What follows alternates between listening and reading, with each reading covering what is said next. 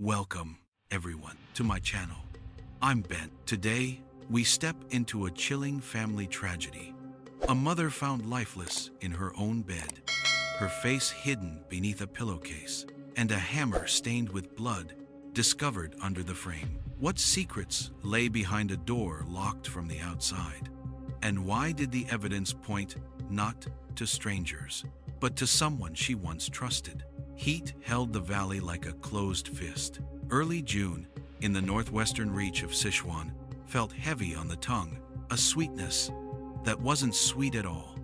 Dust, damp wood, something sour, lingering in the lanes. Zhongba, a small village under Jinshixi Township in Wangkang County, lay quiet between low hills where the air moved slow and the roofs remembered last year's storms. A man surnamed Ha came back on a soft morning when the clouds clung to the ridge like wool. For days he had called his mother about the roof, the leaks that always woke with the rainy season, the way the boards swelled and made the door stick. For days the phone had answered with nothing. Silence thinned his patience and thickened his fear until he bought a train ticket and rode home with his jaw set and his hands empty. The gate met him with a small, wrong detail, a padlock hanging on the outside of the door. In a place where neighbors came with vegetables and borrowed tools without ceremony, locks were for city people and market nights, not daylight in early summer. He did not carry a key. He never needed one. He called through the wood, his voice swallowed by the yard and the dry clatter of cicadas. A moment later, he worked a brick loose from the low fence. 2 good breaths to set his grip, and he broke the lock with one hard swing. The sound startled a bird in the eaves. Then came the smell. It pressed at him the way a wall does, thick, layered, sweet in the way of rot. A scent that belongs to forests after storms, and to rooms that have been closed too long. He paused because his body made him pause.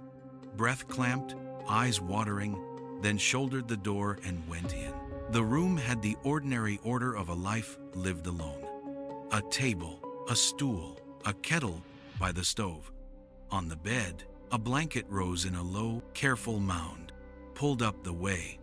Mothers pull blankets when they want to be sure the night won't catch their children's feet. He touched the edge, pinched the fabric, and turned it back. What lay there was not sleep. What lay there was what comes after. Time had done its worst in the heat. The face was no longer a face. The hair long, mostly gray, was matted and stuck to the pillowcase like seaweed to rock. He ran. In the yard he bent over, hands on knees, then straightened and fumbled his phone until his fingers remembered how to dial. The words stacked and tripped when the dispatcher answered, the important ones: mother, house, smell. Bed made it through. Police from Wangkang came quickly, a small team used to small houses and to scenes where evidence wears the shape of ordinary things. They moved slow, because slow is how truth shows itself in rooms like this. The windows were closed and whole. The drawers sat where drawers should sit, not dumped into the square mouth of the room. The floor looked swept in the way of a person who cares just enough to gather dust under the bed and no further. The bed itself was made in the eyes of a stranger and remade in the eyes of an investigator, blanket squared, edges tucked, a stillness that read like a signature. The pillowcase, stained and slack, might have been a veil for the dead or a tool used by the living. If there had been a struggle, it had left only quiet marks, the kind of quiet that suggests the victim knew the visitor and did not fear the first minutes of their talk. At first, a natural death could not be dismissed. Old age comes with its own private ambushes, parts, lungs, blood that forgets to flow the way it should. A person alone can die alone and not be found for weeks, sometimes months, especially when summer heat moves in. And the rainy season, what locals mark as the heavy turn between spring and the hard work of planting keeps neighbors at their own chores. Yet the door troubled the eye. If illness had taken her quietly, the lock would be on the inside, or there would be no lock at all. Someone had turned the key from the yard. Someone had closed the house, as if bottling it. The technicians did what technicians do. They cut small things from big things.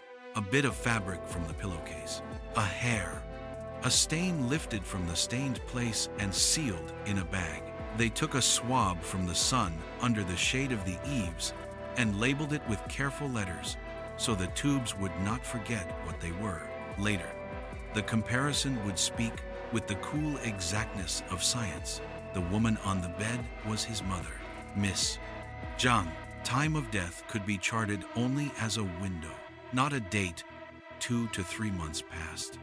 The way a season leaves a stain on wood, rather than a line you can put your finger on. In heat like that, identity blurs and cause hides. A skull can keep its secrets beneath skin that has melted into the shape of the mattress. A throat can fail to say whether hands were there. The room, then, had to do most of the talking. It said what rooms say when violence wears patience. No ransacked cupboards, no broken panes, no overturned stool, no scatter of coins, no cracked teacup, nothing that belonged to panic. Someone had been calm enough to notice how a blanket falls when the corners are tugged. Someone had time to straighten the edge. The neatness was a kind of message that the investigators had seen before in other small places. When a scene is too clean, look for the hands the victim trusted. Look for the person who could cross the yard without being asked why they were there. Outside, the village did what villages do. Word passed faster than the stream. Neighbors stepped into the lane with the kind of faces people wear when they are measuring what they know against what they do not. Any death shakes a place with fewer than 1,000 souls. A death like this rattles cupboards and bends conversations around corners. A widow, alone, found under her own blanket. After the door was locked from the outside, it drew questions with edges. Some said a drifter had come through. Others said a debt. A neighbor. An old argument reheated by the summer. Men who had once stood a little too long at Miss Zhang's gate were made into suspects by the way memory works after fear. But the room, its tidy bed, its quiet floor kept turning the story back toward intimacy. The son stood apart from it all, the first witness to the last scene of his mother's life. He answered what he could answer. He had called, yes, many times. He had worried about the leaks that always came when June put its weight on the roof beams. He had been away in the city, working the kind of work that barely keeps a person. Sleeping sometimes in cheap bunks, sometimes under the tilted generosity of an open market stall. He had not carried a key because he had never needed a key. When she was home, the door was open to people she knew. When she was gone, there was no reason to lock what no one would think to steal. The officers wrote as he spoke, and wrote, too, what he did not say, and what the house did not show. A natural death is not usually tucked in a different light. The blanket might have looked like kindness, someone covering a body, so as not to see what the face becomes after breath. In the clear light of midday, it looked like an eraser, moved with care across a page. If a tool had been used, it was not lying where anger would have left it. If hands had closed a throat, they had left no fingerprints where the room could point. The bed gave only its lesson in straight lines and finished corners. The door gave its colder lesson. A life ended inside, and someone left by turning their back to the lintel. By late afternoon, the technicians had taken what could be taken, and the officers had mapped what could be mapped. Outside the house, the hills held their breath, the way hills do in heat, and the sky held its color without changing. The son sat on the stool that had been his mother's, and looked at his own hands the way men look at hands that could not help. The officers moved through the ritual work, that grief meets everywhere, securing the door, speaking softly, keeping notes legible for later eyes. Facts and suspicions were sorted into different pockets. The door went into the pocket with intention. The blanket, too. The lack of disorder was folded carefully into a page where the word stranger sat next to the word unlikely, and the word family called attention to itself without being asked. Zhongba's dusk came in the long way, through thickets of bamboo that clicked as if counting. The officers left the house with its keys sealed, and the yard with its bird back in the eaves. And they carried the case to a room with whiteboards and fans that stirred warm air more than they cooled it. They would write what they knew in letters, big enough to see from the doorway. Woman, alone. Summer, heavy. Body, hidden in plain sight under a blanket. Door, turned outward. Room, too neat. Identity, mother. Time of death, counted in months. Between those words and the silence of the bed lay a path the team would learn to walk by feeling rather than by sight. In small places, the truth often lives somewhere between tea and pride, between old money and older grudges. But the first step had already been taken by a son with a brick in his hand and a smell on his breath. The step that makes a story begin. The room did not shout. It arranged itself and waited. A pillowcase had been drawn over the dead woman's face. The fabric turned into a pale veil that hid what the living could not bear to look at. Detectives read two possibilities in that single act. Either the cloth had been used to choke off breath, or the killer, lingering after the violence for reasons only he knew, covered the face, so he would not have to see what he had done. The autopsy would make one thing plain.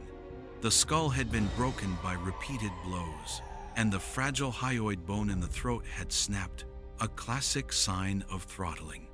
The pillowcase, then, was not mercy. It was part of the method, or part of the cleanup, a gesture to quiet the room, more than to honor the dead.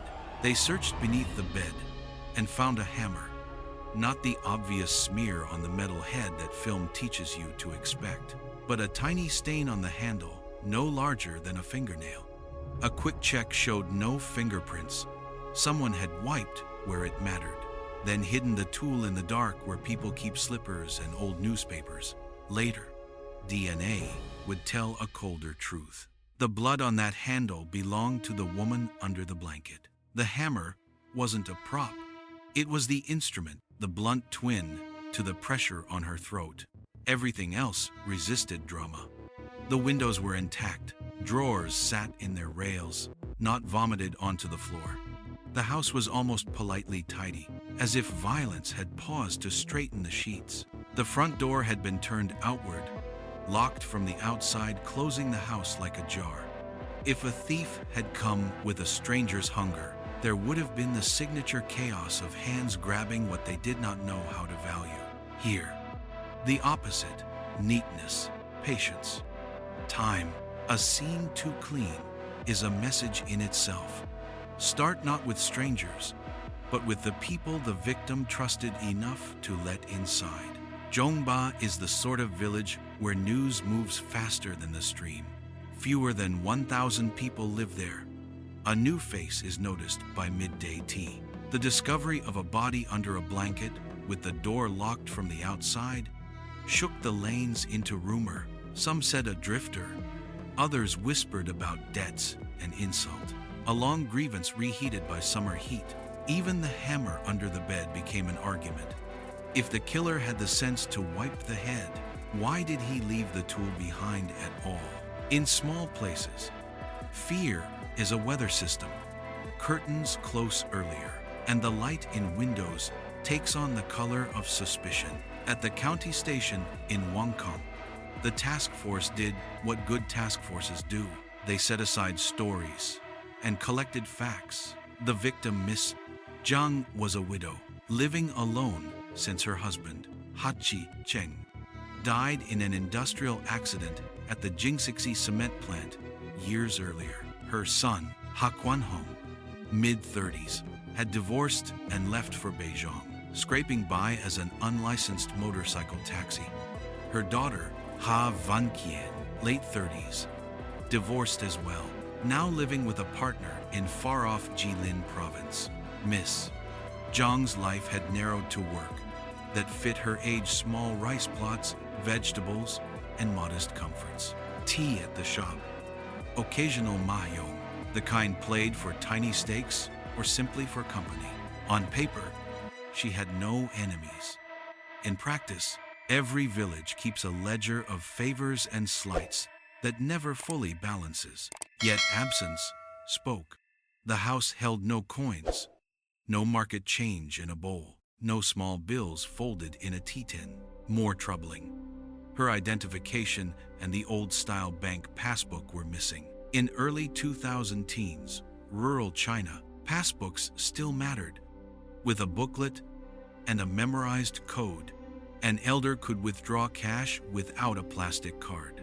If both the ID and the passbook were gone, the question was simple. Were they already in use? The team sketched motive against means. If this were a robbery by an outsider, there should have been disorder, windows forced, or at least the kind of rummaging a stranger must do to find what locals already know. Instead, order, the blanket tucked, the bed made, the hammer wiped, the outside lock turned. These were not the gestures of panic. They were the tidying impulses of familiarity. That familiarity turned the investigation toward family and those adjacent to it. People remembered Miss Zhang as careful with money, the kind of care that becomes a personality. She kept a simple table. She said no when no was the right word, even to her own children. That no, said enough times, over enough years, can sand a soft thing into a hard edge.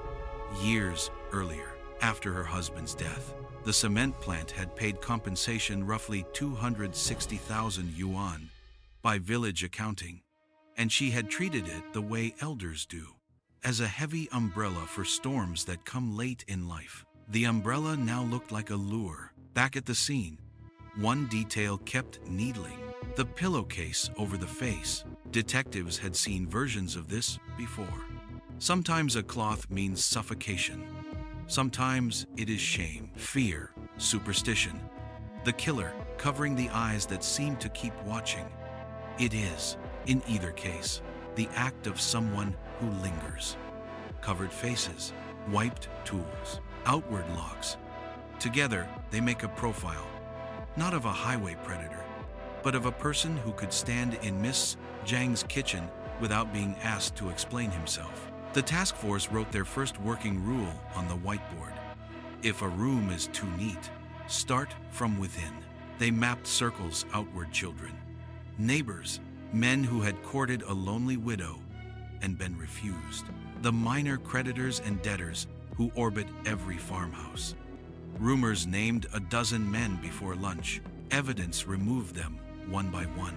A shopkeeper whose yard, on the nights in question, was full of neighbors, building canopies and banquet tables for a daughter's wedding.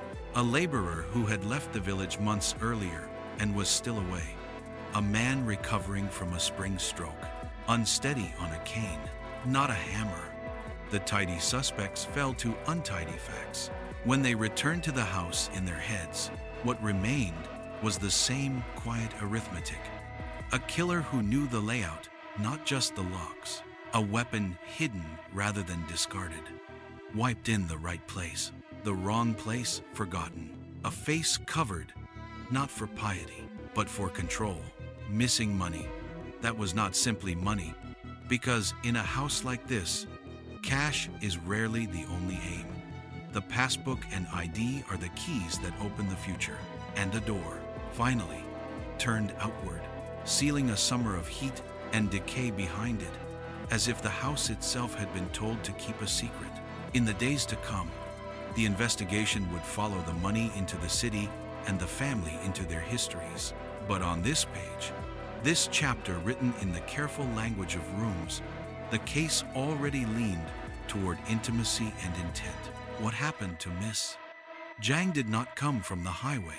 It walked across the yard, took its shoes off at the threshold, and tidied as it left. Follow the money. In small villages, grief is loud for a few days and then it hides itself. Money does the opposite, leaving a trail that will not shut up. Years earlier, after Miss Zhang's husband died in an industrial accident at the Jingxi cement plant. The company paid compensation, about 260,000 yuan, the kind of number that lives in whispers and side glances. Folks in Zhongba could recite it under their breath. She did what careful elders do, put it in the bank, ate from her own fields, and turned frugality into habit. To neighbors, she became the widow with savings, which is not the same thing as rich. It is more like a roof that will hold when late life storms arrive. The scene at her house spoke in tidy sentences. Drawers unspilled, windows whole, the bed made, the door turned outward and locked from the yard. If someone had come hunting cash like a stranger, the room would have worn chaos hands, throwing things to find what only locals know how to reach. Here, there was patience. And then, there was absence. No pocket change, no market bills in a tea tin, no passbook in its usual drawer. In rural China of the early 2000 teens, passbooks still mattered. With a booklet and a memorized code, an elder could withdraw cash without a plastic card. So the task force asked the simple question that rooms like this insist on. If the passbook is gone, has it been used? At the bank, paper remembered what cameras had forgotten. The footage from early summer had been overwritten by months of ordinary transactions, but ledgers and signatures remain. On the morning of June 10th, a withdrawal hit Miss Zhang's account, 36,000 yuan, from a no-term passbook. The teller from that morning remembered her because the request was odd in scale. She had wanted to pull everything, 236,000 in cash, until he gently argued her down, asking how she came, whether anyone was with her, and why she would walk alone with a fortune. He persuaded her to take only the odd 36, and to return with family for the rest.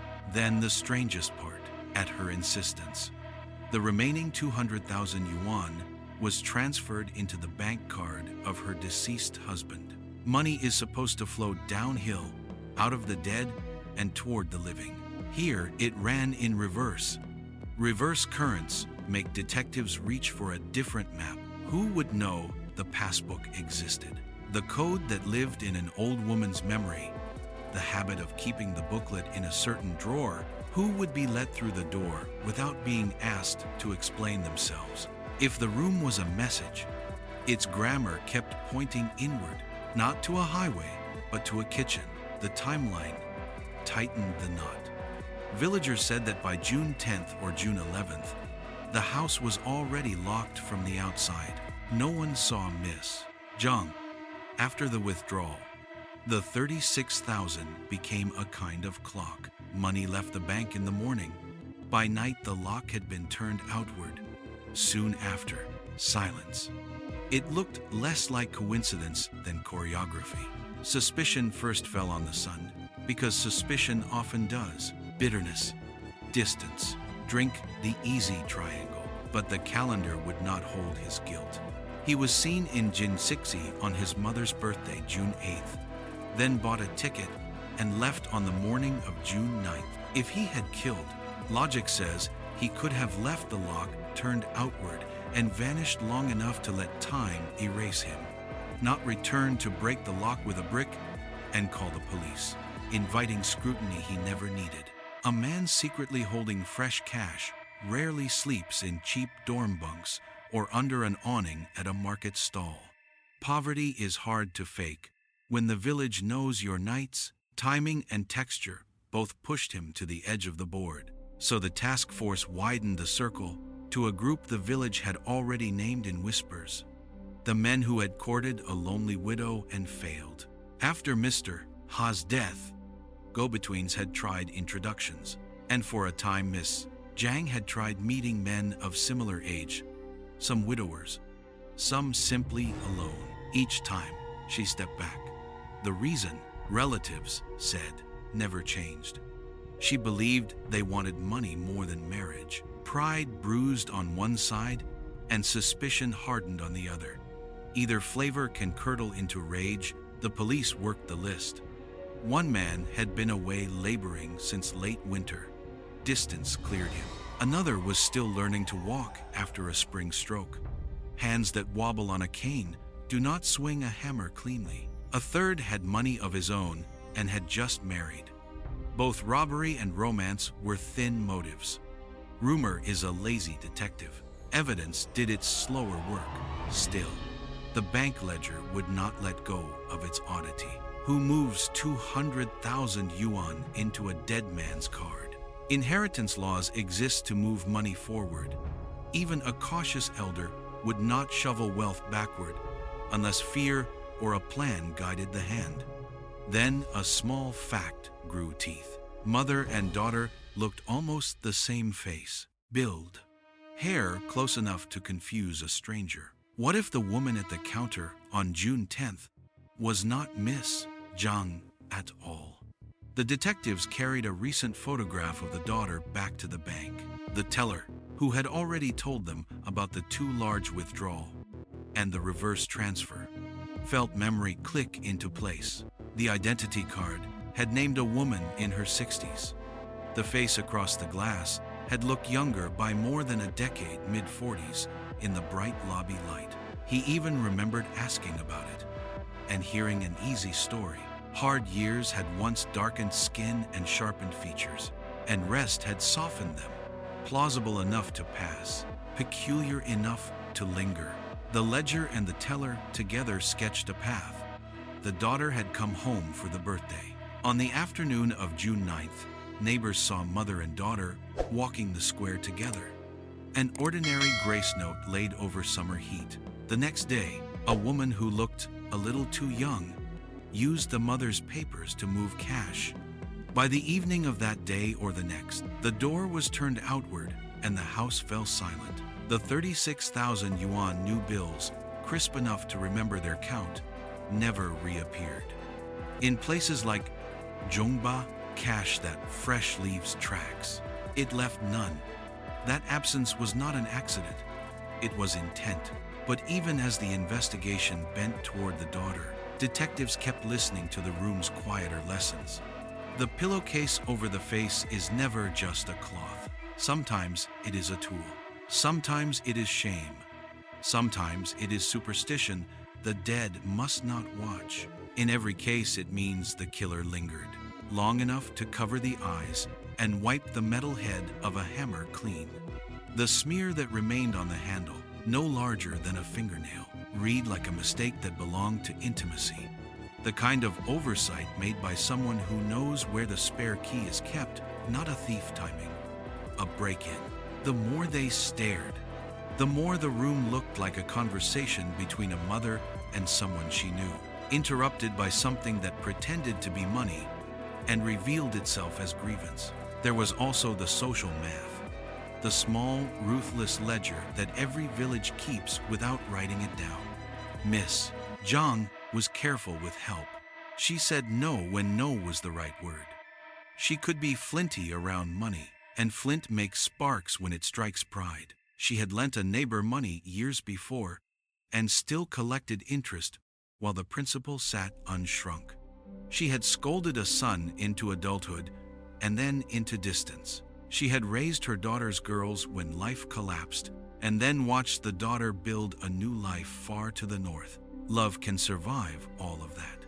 Resentment sometimes does not. The case had stopped being about whether money mattered and started being about what money meant.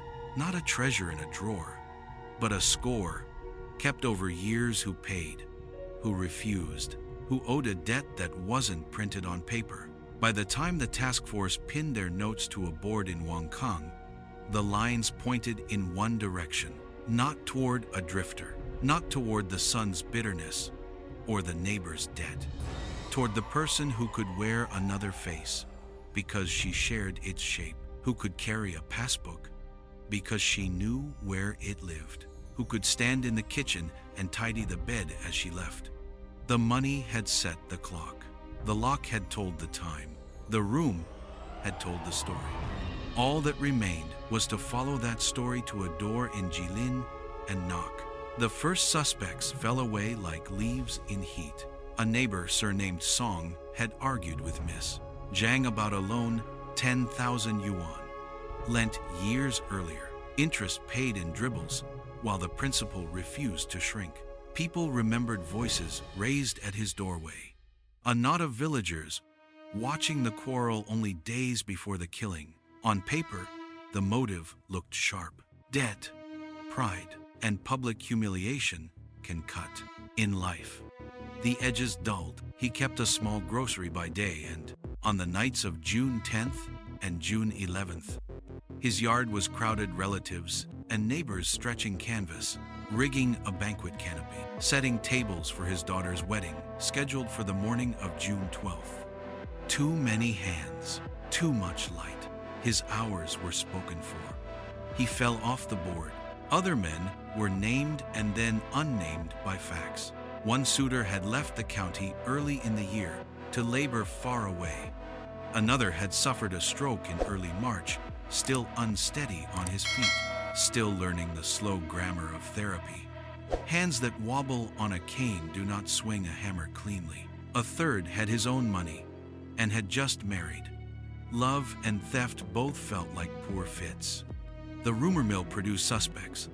The calendar and the body returned them to dust. Bit by bit, the investigation's circle shed strangers and held close the arithmetic of pride, debt, and proximity. When detectives turned the lens back to Miss Zhang, a portrait emerged that villages know well. She was courteous when money wasn't on the table, and flinty when it was. Around cash, she drew hard lines, touch her savings, challenge her rights. And she would not let a slight pass. That quality had kept her afloat in old age, and had drawn sparks where flint met pride. It made the neighbor a tempting story and, once he was cleared, left a different unease in the room, if not outsiders, and not hot-blooded romance. What then drove the hand that covered a face with a pillowcase and wiped the head of a hammer clean? The lack of a tidy motive did not calm the task force. It made them suspect that someone was holding something back. They re-interviewed the son, Ha Quan-hung, the man who broke the lock with a brick and dialed the police. Grief in its first days is rarely neat. People tremble. People repeat themselves. People forget the cup cooling in their hands. He did none of that. He was flat, almost absent, narrating a problem instead of mourning a mother. He said he rushed home because the old roof always leaked when June leaned its weight on the beams. He said he had called for days and no one answered. The village told a harsher story. Arguments that calcified when the two lived under one roof. A son who left and said distance meant not having to see his mother's face. A marriage that fell apart under the grind of money and pride. Telecom records, smooth and merciless, added their own correction. Roughly 3 months, without a single call between them. Words and logs did not match. The calendar tightened its grip. On June 8th, Ms. Zhang's birthday, the son was seen back in Jingxixi. 2 days later, on June 10th, someone using Miss Zhang's documents withdrew 36,000 yuan and directed the remaining 200,000 yuan into the bank card of her deceased husband. Soon after, by the night of June 10th or June 11th, the house sat locked from the outside, the bed made, the silence sealed, taken together. The steps arranged themselves like choreography. Return, withdrawal, transfer, lock. Coincidence is a thin branch. It will not bear much weight. Suspicion bent toward the son, because time bent that way.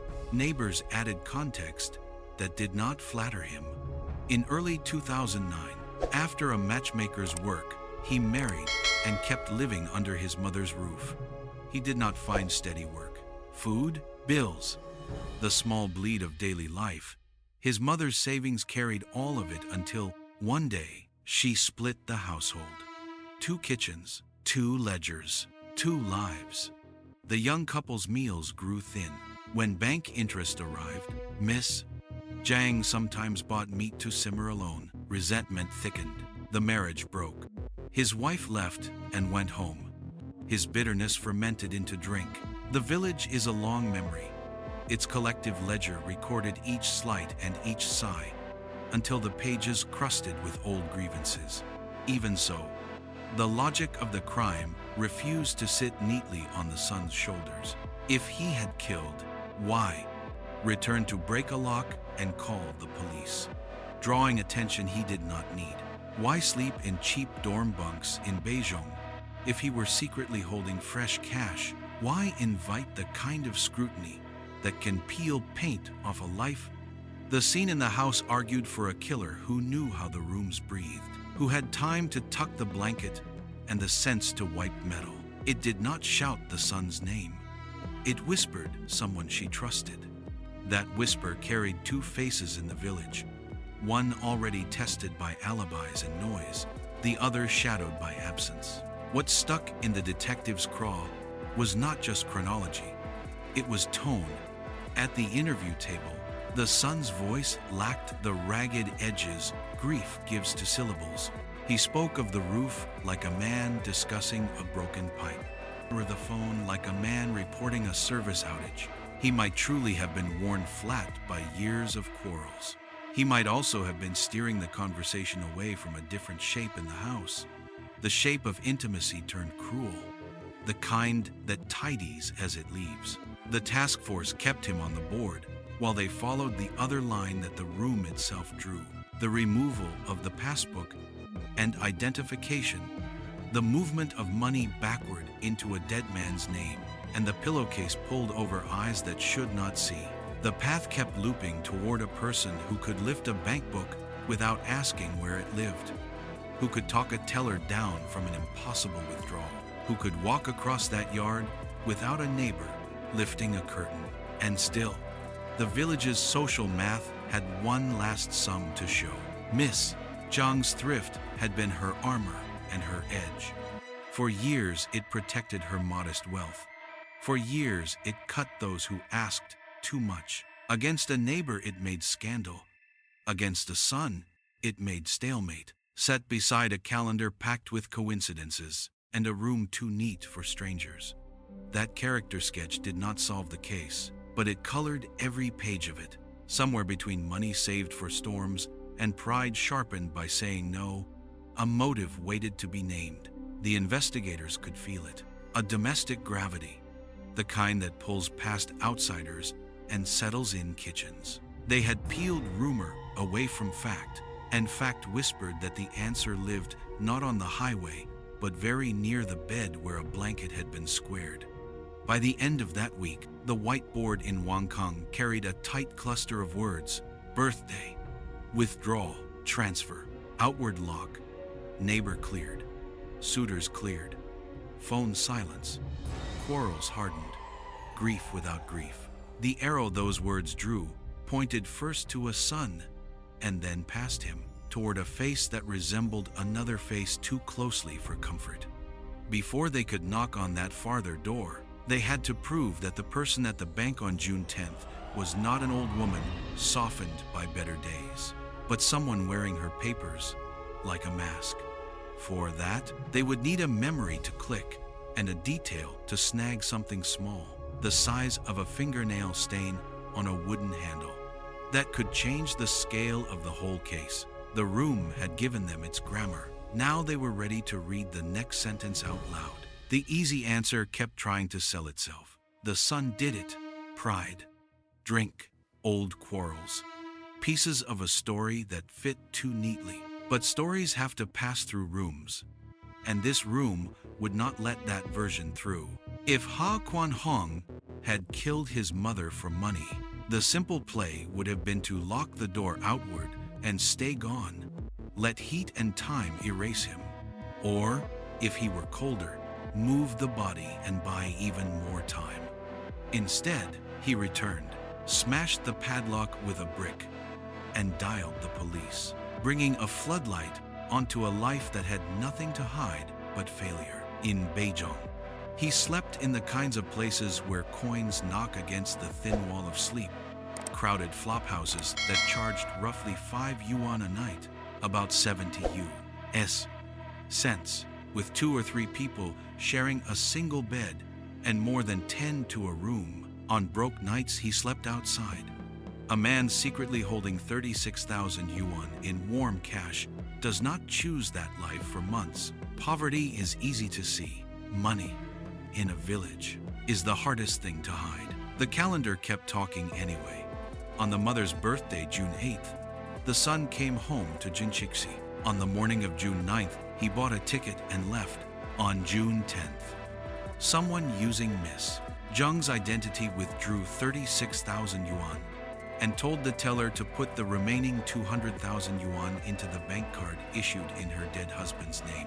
By the evening of June 10th or June 11th, neighbors noticed the house locked from the outside and then stopped noticing at all. Locked doors become part of scenery when people find a way to explain them. That rhythm, arrival, departure, withdrawal, outward lock looked less like coincidence than choreography. But timing alone cannot convict. And here, timing began to cut both ways. If the son was already on a train by the 9th, the hands that turned the pillowcase and wiped the hammer likely belonged to someone else. Silence does a particular thing in a village. It breeds explanations to keep fear small. In Zhongba, people said the mother had surely traveled north. They had a reason ready. For years, when life burned down around her daughter, Miss Zhang held the line for family, raising 2 granddaughters in her small house, cooking, walking them to the square at dusk, while adults played mahjong, the Chinese parlor game that fills summer evenings with clacking tiles and soft arguments. In 2006, the daughter had brought the girls back, then left for work in Beijing. Later, after finding a new partner in Jilin, she moved the girls there and tried again. That history made malice feel impossible. You do not imagine a hand breaking a skull after that hand has handed bowls and washed clothes. You do not want to imagine it. But refusal is not evidence, and resemblance can be a key that opens the wrong door. On the afternoon of June 9th, witnesses saw mother and daughter walking together. An ordinary scene softened by early summer heat. After that, no one in Zhongba saw either of them. On June 10th, a woman with Miss Zhang's papers arrived at the bank and asked for everything, the full 236,000 yuan, until the teller explained that a branch cannot disgorge that much cash without notice. She settled on the odd 36,000, then did something the teller could not forget. She directed the rest into a dead man's card. In inheritance, money flows forward, not backward. In grief, even careful elders do not shovel wealth into the past. That reversal pressed on the teller's memory in a strange way, like a pebble inside a shoe, small but impossible to ignore. When detectives returned with a photograph of the daughter, memory clicked. The identity card he had inspected belonged to a woman in her 60s. The face across the glass had looked a decade younger, closer to mid-40s in the lobby's white light. He had even asked about it. The answer had come easy. Years of hard labor had once darkened her skin and sharpened her features. Life had since grown kinder, and softness can look like youth. The story passed in the moment. It lingers now because it needed to be told at all. You do not explain away age unless someone has noticed age. You do not anticipate the question unless you have prepared the mask. A second, uncomfortable fact followed the first. Mother and daughter looked almost the same face. Build, hair close enough that a quick glance would not betray them to a stranger. Close enough that a teller distracted by lines and forms could accept papers that did not perfectly match a living face. In a village, people said the resemblance was nearly identical. the kind of likeness that makes relatives laugh and outsiders blink. If you paste that resemblance to the bank's ledger, the picture changes scale.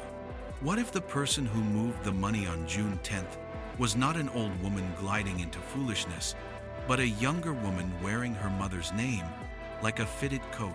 What if the passbook's code did not have to be guessed because it had been memorized together, as families sometimes do? Out of trust that later unraveled, the investigation kept circling money because money kept circling the case. After Mr. Ha died in a plant accident, the compensation, about 260,000 yuan, became the umbrella Miss Zhang meant to open over the late years of her life. The son thought the umbrella belonged to all of them, that as the dead man's children, they had claim to a share, maybe even the right to turn it into a small business and step out of day labor forever. He asked often, pushed often, and drank when the answer kept being no. Miss Zhang kept the no sharp. She would not spend a single yuan of that money on schemes. Not one. Because it had a name written on it. Old age. Those refusals make two kinds of marks on a son's pride and on a daughter's options. The village, which keeps a separate ledger of quarrels beneath the public one, recorded each mark. And then there was the part no one wanted to say out loud, because it felt like treason to the idea of family. Love, given across years, can be received as debt. When Miss Zhang raised her granddaughters, she did it because that is what a mother does when a daughter is drowning.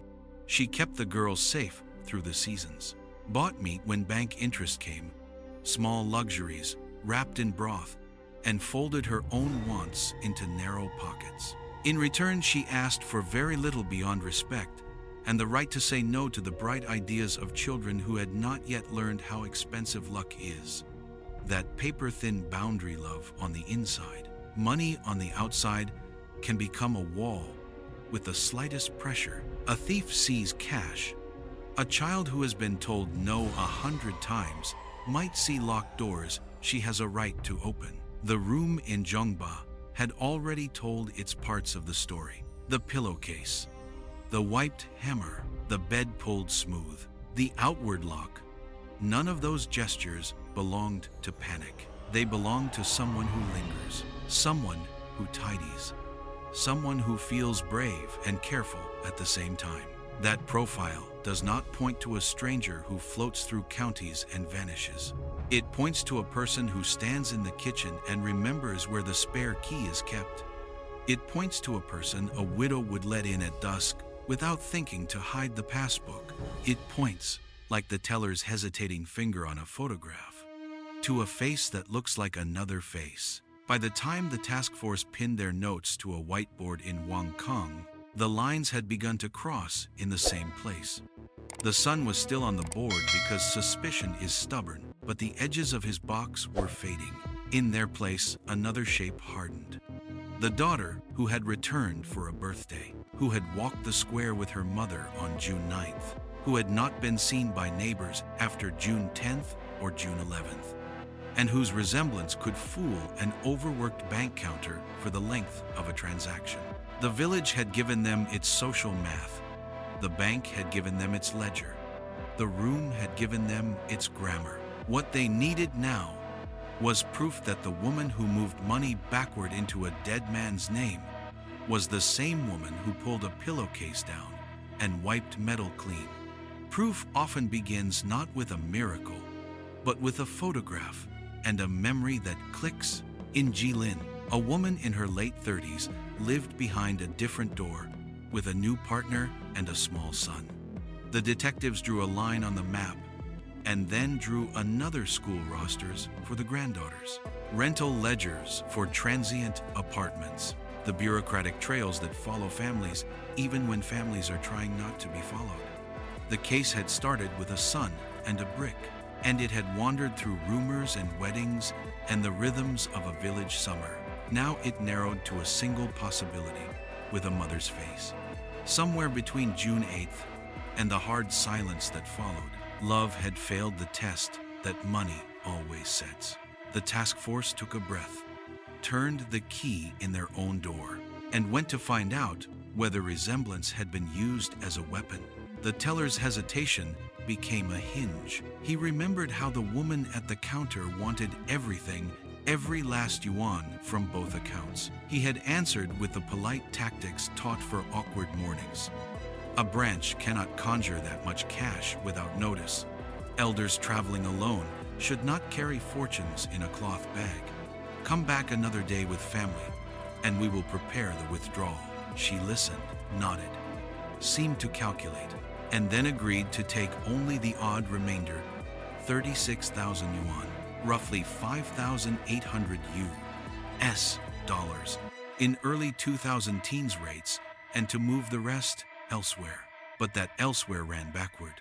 At her direction, 200,000 yuan, about 32,000 US dollars, flowed into a bank card issued in the name of a dead man. Money in grief is supposed to flow forward.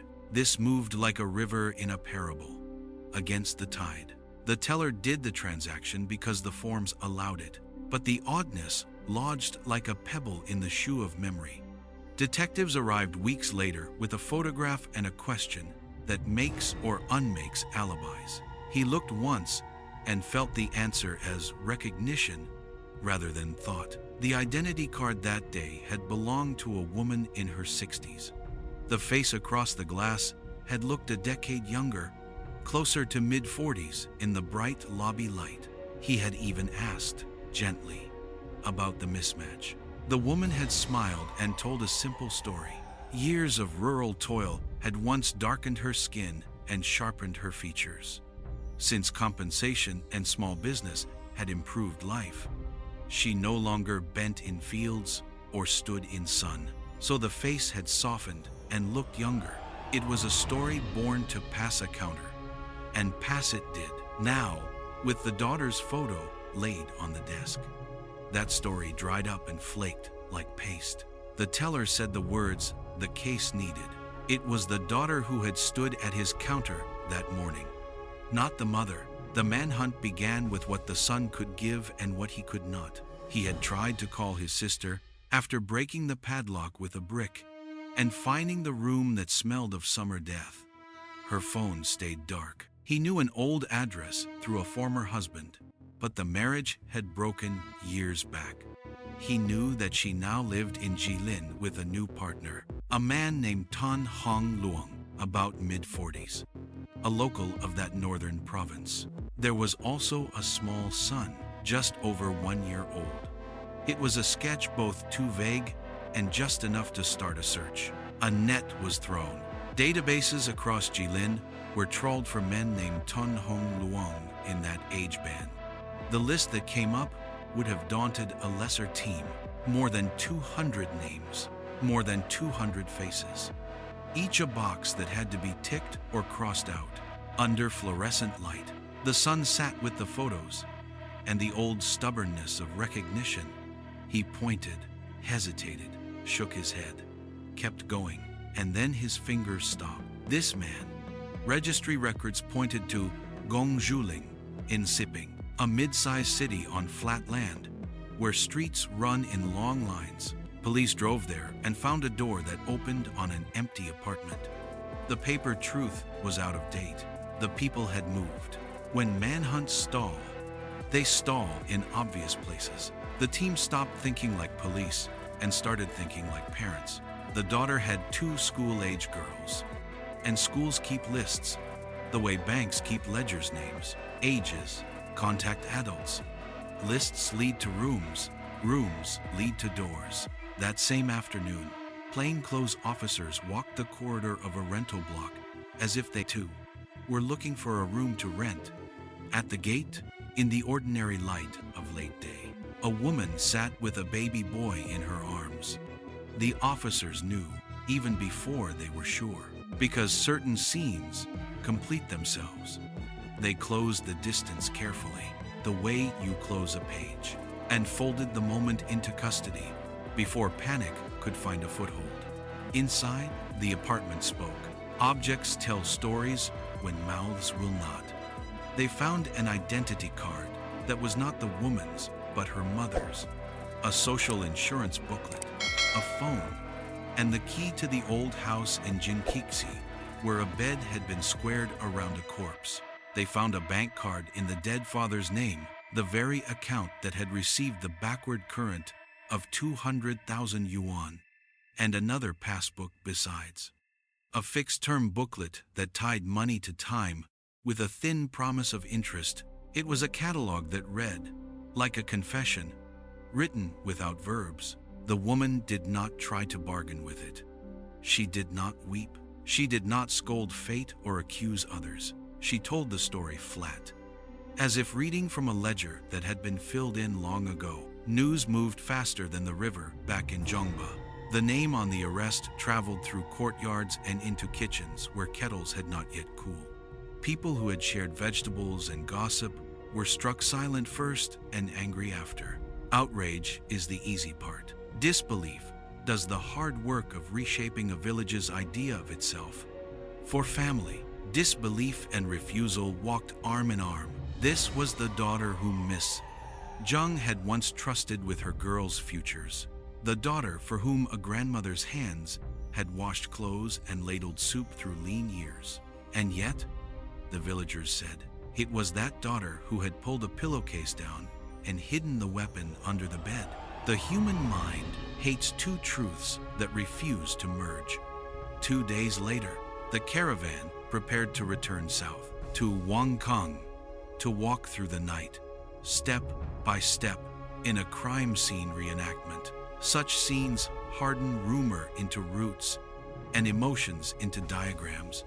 They are theater in the service of law. Before departure, the children came. The camera held the room without blinking. The woman who had told her story without a tremor broke in an ordinary way that hurts to watch. She drew her children close, said the kinds of sentences mothers say when there is no more time. Study hard, be good, listen to your father, and then cried the unremarkable tears of a parent who has finally run out of explanations. Officers in the room felt their throats lift in spite of themselves. The wickedness of the act did not shrink. The tenderness of the goodbye did not change the statute, but the edge of the tragedy sharpened.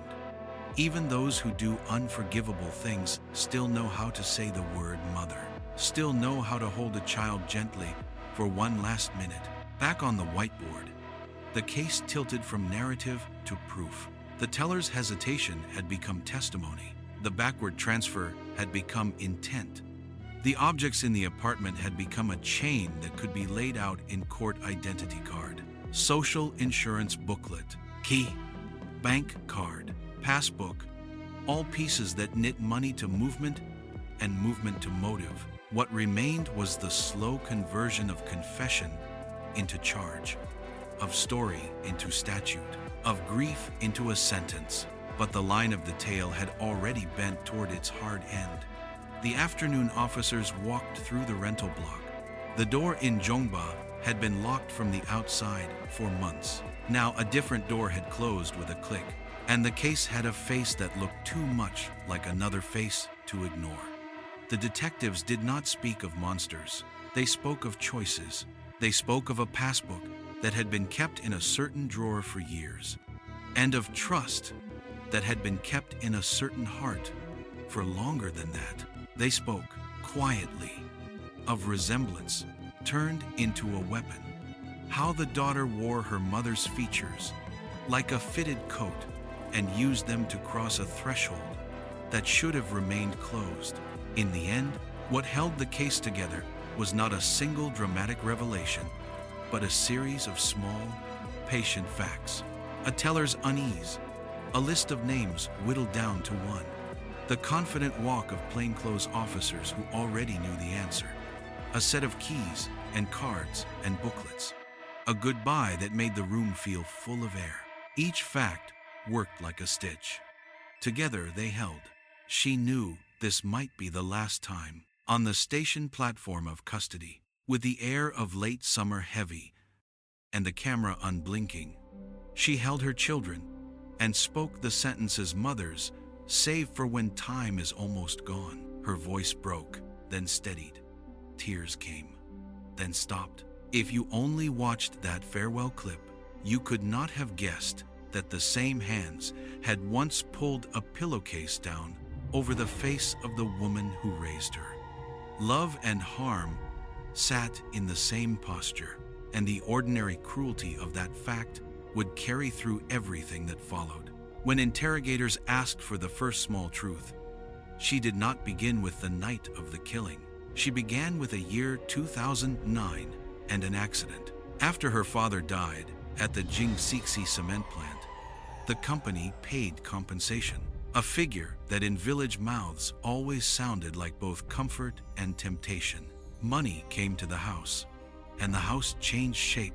Where affection had once flowed without counting, calculation began to collect in corners. The daughter said that from that season on, something in their family tightened, as if a door had been closed from the inside. Her own life narrowed and frayed. She had divorced because poverty erodes patience. She had 3 children to feed, the youngest still only 1 year old, a body that woke and cried and needed milk that cost money. The man she lived with now, her partner in the far north, worked when he could, but one salary could not hold 5 mouths. In the thin months, his income hovered around 1,500 yuan, roughly 240 US dollars. And then winter came, and even that number broke. They had weeks when subsidy kept the lights, and weeks when it did not. Need makes its own weather. It blew through their apartment and rattled the dishes. Desperation always looks backward first.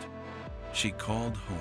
She called again. She came back with the children and stood in the doorway. In the hours when mahjong tiles clacked and neighbors told the same jokes they had told last year, her mother, Miss Zhang, kept her savings like people keep old photographs flat, dry, stored where fire cannot find them. She said no because no was the right word for her. Sometimes she offered travel money, 200 or 300 yuan, about 32 to 48 US dollars to cover a train, and the shame of asking. But when the daughter spoke of debt and the future, the word stayed no, and the daughter's face learned to wear refusal like weather. What bit deepest was not only the refusals, it was the rumor that a neighbor had borrowed 10,000 yuan, about 1,600 US dollars, and that Miss Zhang had chased the interest for years. A neighbor could owe her. A child could not. That arithmetic made bile of a simple fact. Thrift, which protects a house, also hardens the door. Then winter did what winters do. Just before the Lunar New Year, work stopped for the man she lived with. Subsidy kept them for a while. The rest was counting, diapers, and formula for the baby. School for the older 2 girls. Rice, cooking oil, coal. Pride is not a currency you can spend when children need to eat. So she gathered what she could borrow from friends, bundled the girls and the boy, and rode south with her partner North Wind in their coats. Hope in the bag that carried the certificates and the little papers families keep for emergencies that go on too long. They arrived to find Miss Zhang at a mahjong table. She looked up, sighed in a key her daughter knew, and said the sentence that opens and closes 100 visits. "Why are you back again?" She did not stand to embrace them. She did not soften the word no with apologies. The daughter said the thing she had been teaching herself not to say out loud. After an industrial death, compensation belongs to the dead man's family. She said it in the tone of a person reciting law to blood. It landed like stone. In the months that followed, calls ran thin. She counted coins. She measured milk with the careful hand of a person who has learned the difference between enough and almost enough. Then, near summer's door, she reached for a different approach. On the 6th day of the month, 2 days before Miss Zhang's birthday, she called with a promise wrapped around a request. She would come home to celebrate. She would cook and clean and make a sweet bowl for the table.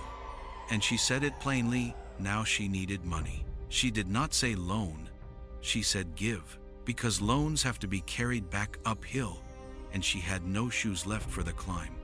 That day, perhaps moved by the idea of candles, perhaps by the silence that had stretched while spring turned into heat, Miss Zhang said yes, 10,000 yuan, not as a loan, but as a gift, and with a single condition, take it.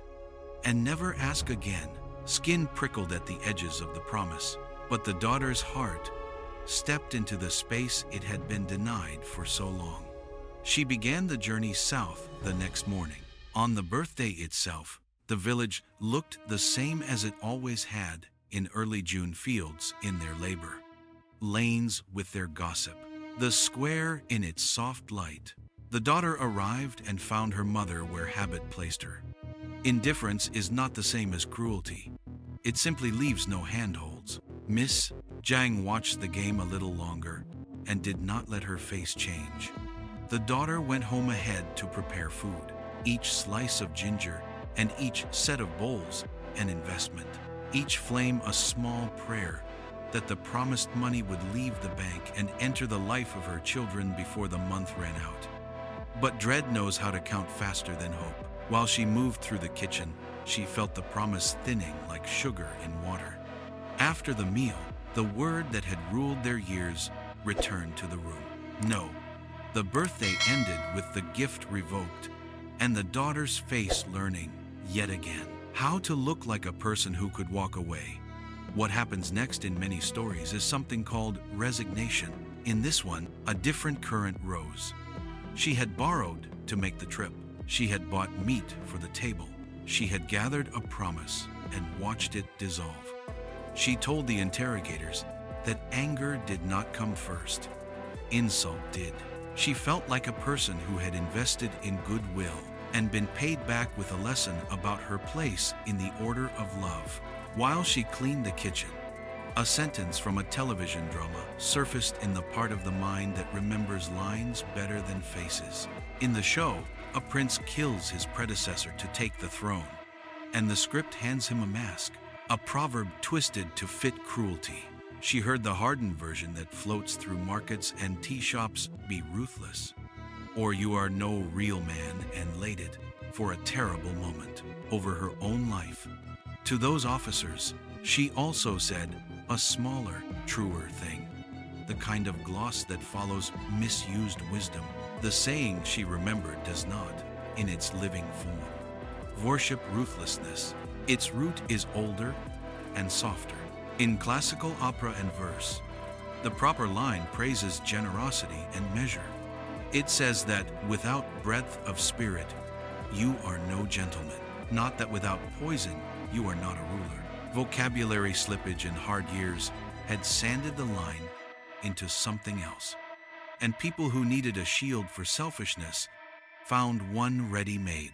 She reached for that shield because she could not find another. She told the story as if she knew now that the line had blunted the edge of her conscience just enough to let a plan stand up on its legs. The words did not excuse. They explained how meaning had been bent to fit a life that felt too narrow to breathe.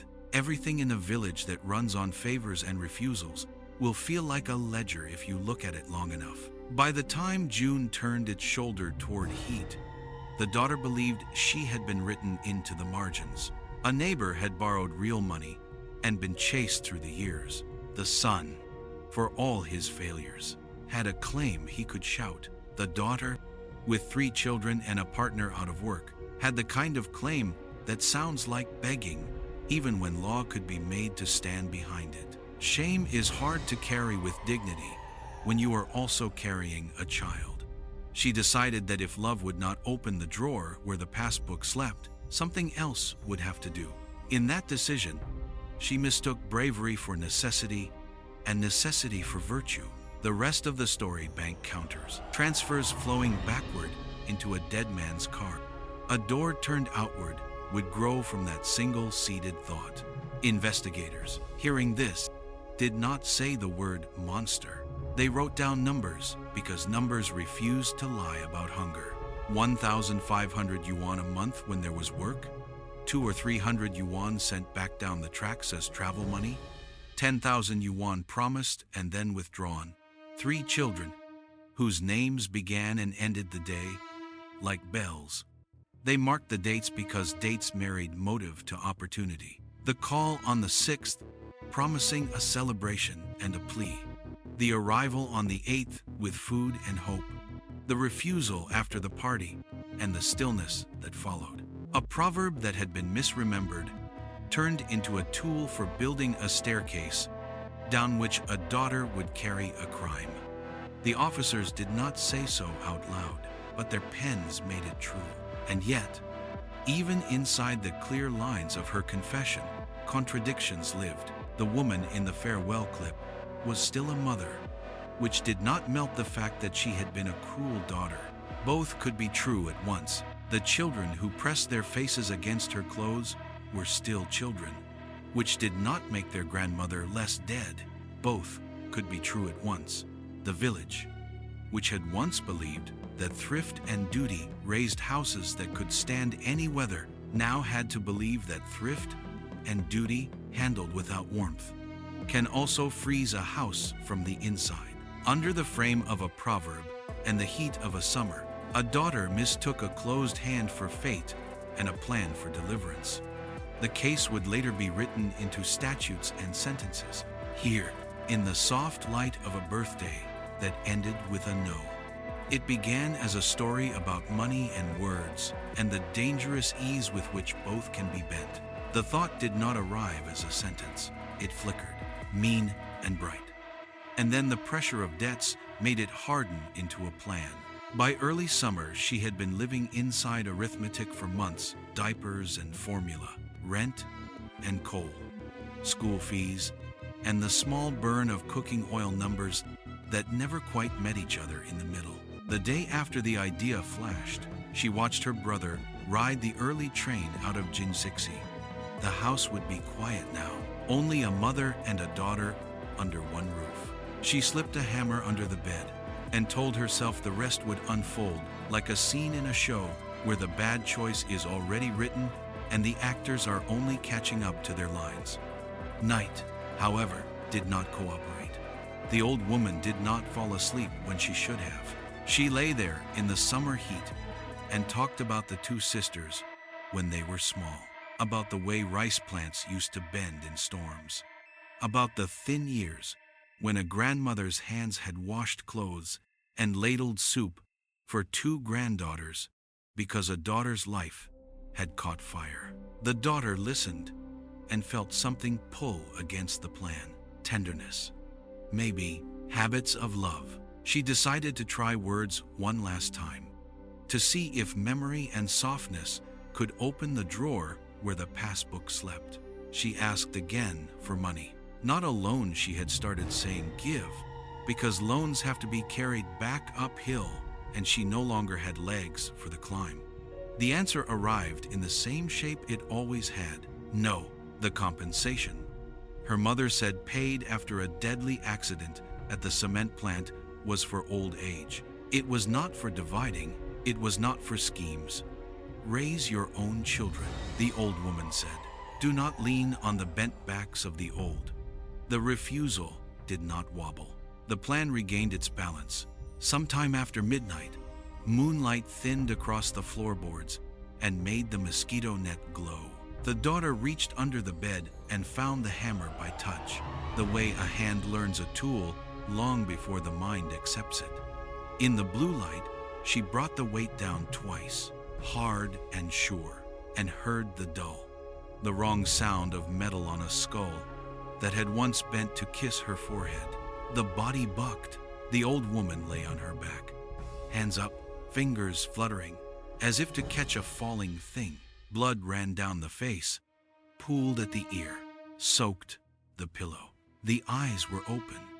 The mouth worked at air. Panic, which had not been in the plan, arrived on schedule. The daughter pulled the blanket back and stared at the mess she had made. She told herself the simple lie that all desperate people try to learn. If you end it, the danger ends. She clamped her hands on the throat. She pressed a pillowcase over the mouth until the breath stopped scratching at the cloth. In a few moments, the room's sounds returned to their ordinary register. The night insects, the distant dog, the quiet drip of something that used to be a life. She covered the face with the pillowcase and made the bed around the body, smoothing the sheet as if tidying could erase anything except a crease. There is a logic to crimes in small houses. She took her mother's keys and opened the chest where important things sleep. She found the passbook, the national ID card, and a bank card in the dead father's name. She looked for cash and found none. Miss Zhang had always been a woman who trusted ledgers more than mattress seams. There was nothing left to do. She lay down in the same room and pretended to sleep the way a person pretends not to hear a train. In the morning, June 10th, she turned the door lock outward and walked to the bank with the ID card and the passbook in her bag, wearing resemblance like a fitted coat. At the counter, she tried to take everything. The teller explained, gently, that branches cannot spill fortune onto a desk without warning. She allowed herself to be talked down to an odd remainder, 36,000 yuan, about 5,800 U.S. dollars in early 2000 teens rates, and then she did the part no script had prepared him for. At her direction, the teller moved 200,000 yuan, around $32,000, into the bank card that bore the dead man's name. Money is supposed to flow forward after grief, not backward. He asked once about the age on the ID and the face across the glass.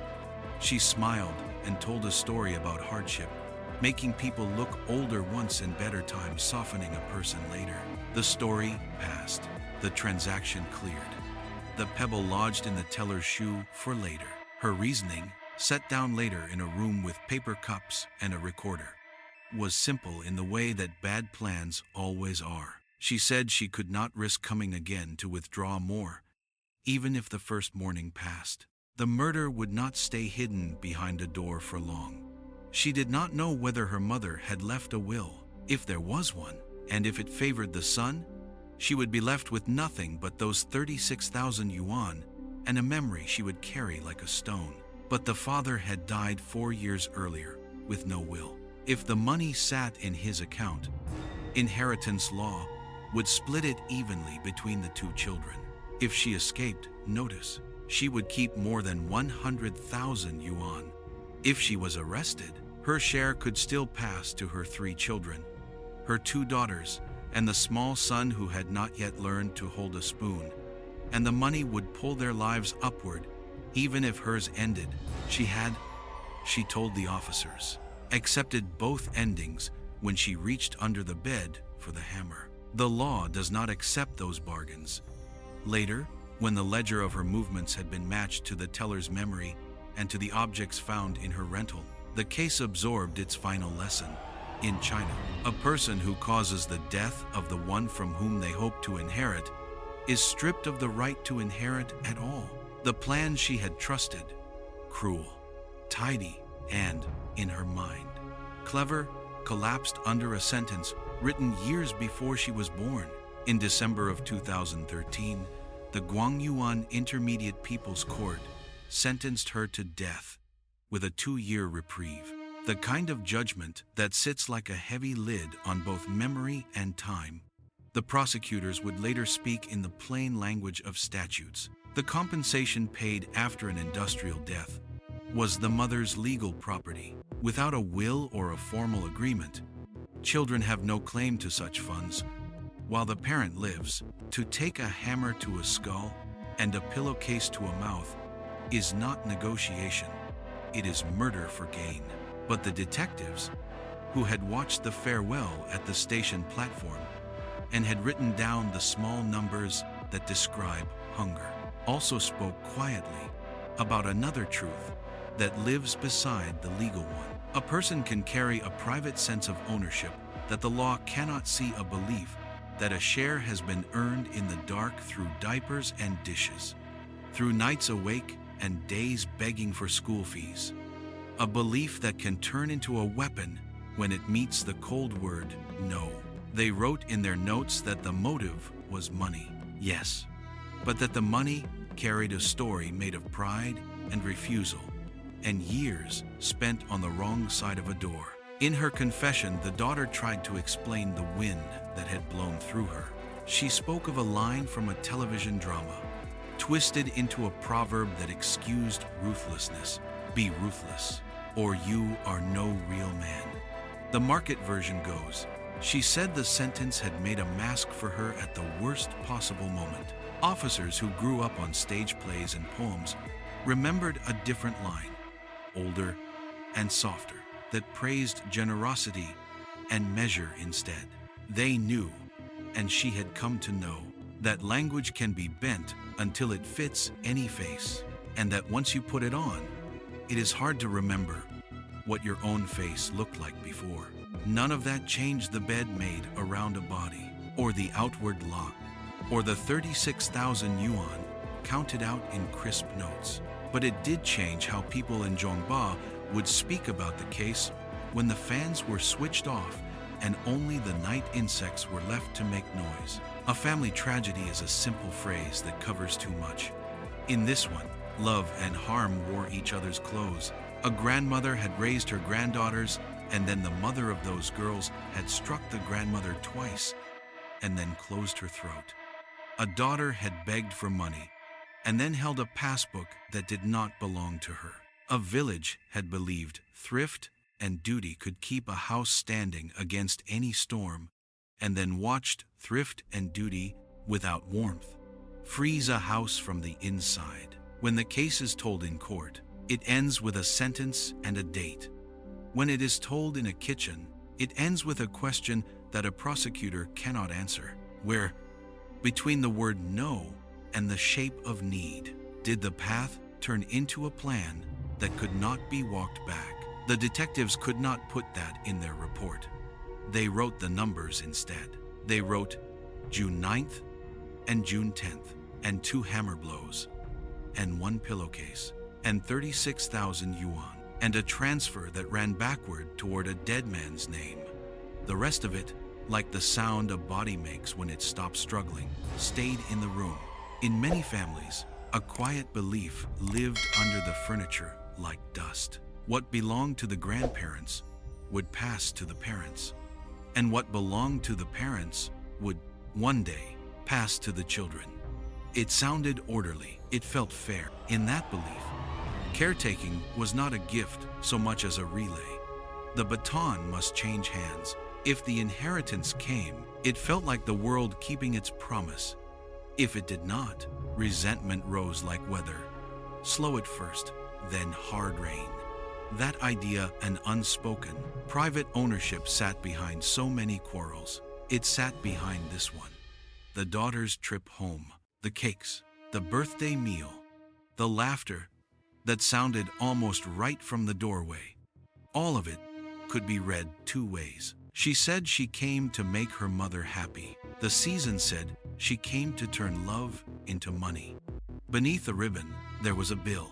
When the promise of a gift thinned and the old answer returned, the same hard no, the shock registered as betrayal. Not a new scar, but the reopening of an old one. Poverty sharpens insult. Need turns refusal into something with teeth. In that narrowness, the plan grew precise. She chose a hammer because a hammer does not require skill, only intent. She put it under the bed because panic hates distance.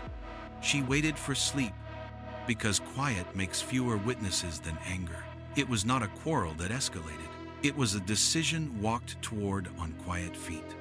The result, she told herself, would be simple. Money for herself, money for her children. But rooms remember method, not motive. The tidy bed, the outward lock, the wiped metal. These were the choreography of calculation, not of accident. The case, taken past blood and bedding, showed something older than a single crime. the seam that runs through households when kinship bends under money and private entitlement. The mother had her logic. She held the compensation against the storms of old age. She did not squander it. She intended not to be a burden. From her chair, that was duty and foresight. But duty held too tightly can turn into ice. To a son who could not keep work, and to a daughter counting coins for formula and school lunch, the coldness in that no felt like exile from their own home. Two rights met and produced a wrong. No criminal code can write that paradox clean. The daughter had her logic, too, and it sounded almost noble to the part of her that still wanted to be good. She told herself that want is not always vice. Desire can lift a person. Work hunger can build a life. But there is a border between wanting to build and wanting to take. Cross it, and want becomes greed. Greed that aims at someone else's drawer. Greed that dresses itself in the language of fairness and fate will, sooner or later, make harm look like a solution.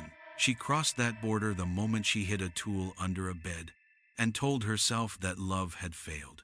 So necessity must lead. The village read the tragedy against its own ledger. The mother's thrift was sensible, even generous in its long view. She meant to spare her children the humiliation of supporting an elder when they could barely support themselves. Still, kindness without touch becomes distance. Distance becomes grievance, the daughter's life. By then, it had settled into dependence, the habit of waiting for help instead of building a scaffold. That habit grew under a roof where both children had learned, for years, to look toward the same sum, the money paid for the father's life. In a cruel symmetry, the compensation that flowed from a father's death became the reason a mother died. It is hard to find a colder sentence than that. There is a tempting counterfactual that the lanes of Zhongba repeated in low voices. If no compensation had ever arrived, perhaps everyone would have stayed poor together. Uneasy, yes, but intact. Shared scarcity leaves little room for the arithmetic of blame. It is when one person is seen as having enough and another is seen as having claim that pride and envy heat the air. If I am hungry while you keep meat for winter, the heart says, someone has failed. That story writes itself in many houses.